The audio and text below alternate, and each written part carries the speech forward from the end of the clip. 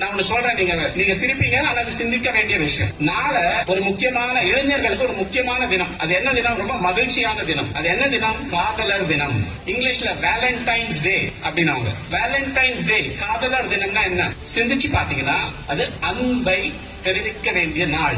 நம் அன்பை மற்றவர்களுக்கு தெரிவிக்கிறதுக்காக ஒரு கொண்டாட்டம். அதுதான் வேலண்டைன்ஸ் டே. நம் தலைவர் திரு ராகுல் காந்தி அவர்களும் அன்பின் அரசியலுக்காக தான் யாத்திரை பயணம் மேற்கொண்டிருக்கிறார். ஆனா மோடி அரசு, பாஜக, RSS வேலண்டைன்ஸ் டேவை கொண்டாட கூடாது அப்படின்னு அதையும் திணிக்கிறாங்க. என்னுடைய வேண்டுகோள் உங்க எல்லாருக்கும் ஒண்ணுதான், நாளை பூ வாங்கி யாருக்கு உங்க அன்பை தெரிவிக்கணுமோ அந்த அன்பை காட்டுங்க.